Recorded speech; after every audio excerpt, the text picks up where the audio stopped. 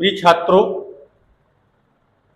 बहुत सारे वीडियो मैंने कक्षा 11 के बच्चों के लिए बना दिए हैं और आगे भी बनाता रहूंगा। एक बात कहनी थी आप लोगों से। आप लोग कक्षा 10 से कक्षा 11 में आए हैं, तो कक्षा 10 में आप लोगों की जो किताब थी वो इतनी थी। उसी किताब में फिजिक्स, केमिस्ट्री और बायोलॉजी था। कक्षा 11 में फिजिक्स अलग होती है, केमिस्ट्री अलग होती है और बायोलॉजी अलग होती है। देखो, फिजिक्स की किताब ही रखी है मेरे पास, इतनी मोटी फिजिक्स की किताब है और ये कक्षा 11 की है, ठीक है ना। तो इतनी मोटी फिजिक्स की किताब है, इतनी ही मोटी केमिस्ट्री की होगी और इतनी ही मोटी बायोलॉजी की होगी। तो आप ये समझिए कि जितनी मेहनत आप तब करते रहे हैं उससे कितने गुना अधिक मेहनत आपको करनी चाहिए, ठीक है। तो प्रयास ये करिए कि सभी बच्चे प्रतिदिन जो आपके क्लासों में या आप लोग जो जहां कोचिंग पढ़ते हो, एन प्रकार जैसे भी आप लोग पढ़ रहे हो, प्रतिदिन पढ़िए और प्रतिदिन का नोट्स बनाते जाइए। और सभी लोग किताबें खरीद लीजिए। जो बच्चे नहीं किताबें नहीं खरीद पाए वो अपने दोस्तों से या भाई बहनों से जिनके पास पुरानी रखी हो उनका भी उपयोग कर सकते हैं। एनसीईआरटी की किताब ले लीजिए और हेल्पिंग बुक भी आप ले सकते हैं और अधिक जानकारी के लिए। लेकिन ये पक्की बात है कि आपको कक्षा 10 के बाद बहुत अधिक मेहनत करने की आवश्यकता है। कक्षा 10 में आपने कुछ बहुत न्यूमेरिकल लगाए होंगे, यहाँ आपको एक एक चैप्टर में 30-30, 40-40 अंक के प्रश्न रहते हैं और वो सारे आपको करने चाहिए।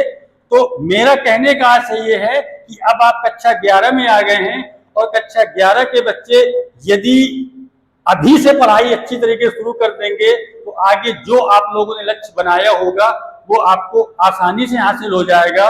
और एक जानकारी ये भी देनी है कि आपको अब पता होगा कि अब जो नया पैटर्न है परीक्षाओं का, कक्षा 11 अलग हो गया है और कक्षा 12 अलग हो गया है। लेकिन जो कंपटीशन है उसमें 11 और 12 दोनों का आता है। यानी आपको बोर्ड परीक्षाओं के हिसाब से अभी तैयारी कर रहे हैं, लेकिन जो बच्चे ये दिमाग में रखते हैं कि हमको फला कंपटीशन की भी तैयारी करना है, जैसा कि जो बच्चे कक्षा 11 से ही डिसाइड हो जाता है कि आपने क्या लेना है। कक्षा 11 में यदि मान लीजिए आपने गणित वर्ग लिया तो बच्चों का रुझान हो जाता है कि हमको इंजीनियरिंग की तरफ जाना है। और यदि बायोलॉजी लिया, पीसीबी लिया, ये होता है कि नीट की तैयारी करना है या मेडिकल फील्ड में जाना है। तो जिस भी फील्ड में जाना है, चाहे मेडिकल फील्ड में जाना हो चाहे इंजीनियरिंग के फील्ड में जाना हो, फिजिक्स आपको दोनों जगह पढ़नी है। तो अभी से विधिवत तरीके से नोट्स बनाते जाइए।